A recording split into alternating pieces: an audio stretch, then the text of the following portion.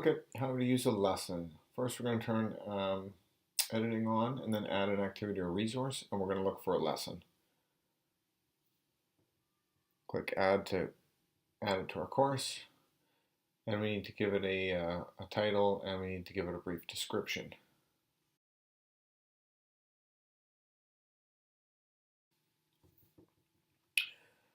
Okay, before we add it to our course, let's look at some of the available options. I won't go through all of them. The progress bar is a good idea, I think, because it allows students to see how far they've gone in the activity. And display menu, if you don't want them to jump back and forth, then you would want to turn it off. The other one that I want to talk about is a little bit about flow control. And flow control can give students the opportunity to retake quizzes or re-answer questions.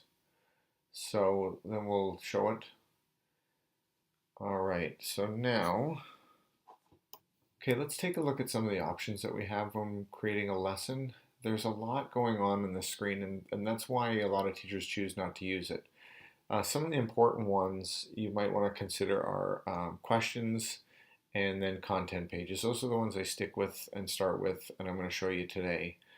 Question pages allow us to get some information from students, some feedback, and content pages allow you to deliver content to them.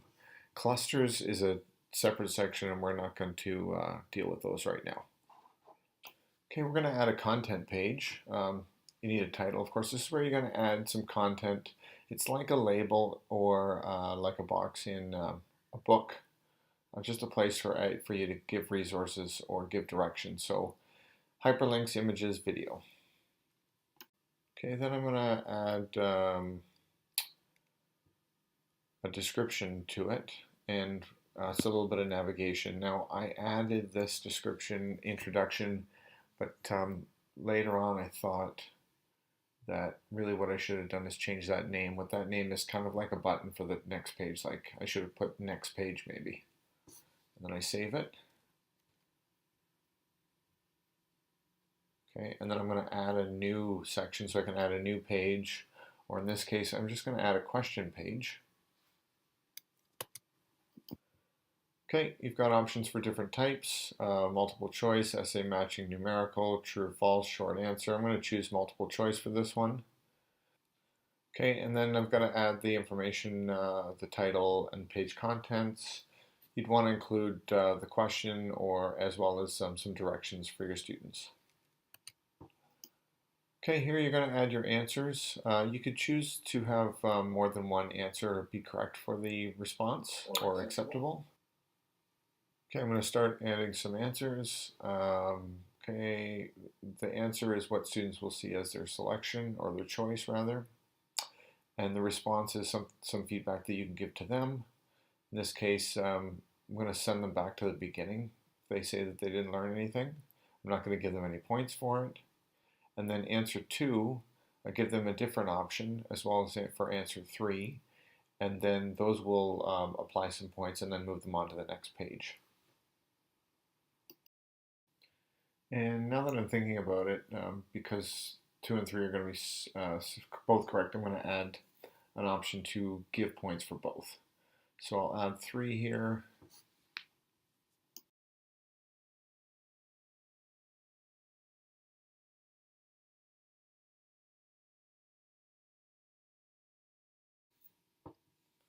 Okay, after I've saved changes, I'm going to add another question, final question.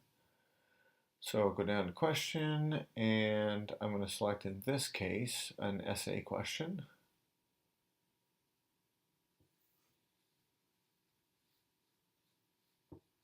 Add the question page, again, the page information, the question, and I'm going to change the navigation, jump to the next page, and then change the points.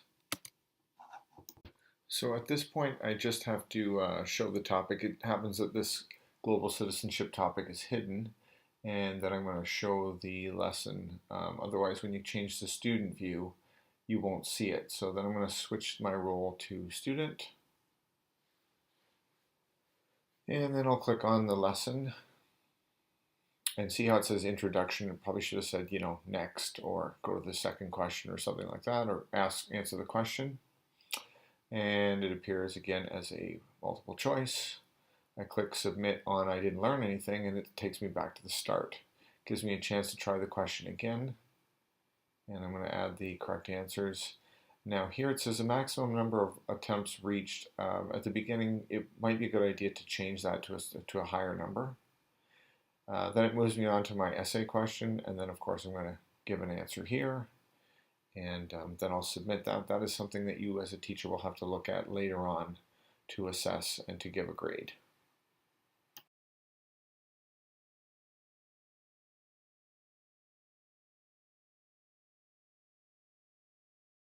So now let's return to our normal role. And earlier we talked about the number of attempts. So I'm just going to jump back here and turn the settings, turn the editing back on. And I'm going to edit the settings on the activity, the lesson. Scroll down to flow control. And I'm going to go back to the maximum number of attempts. Now I'm just going to bump this up. I'm going to put it to the maximum 10 because I want my students to be able to repeat and repeat and repeat until they actually get it right.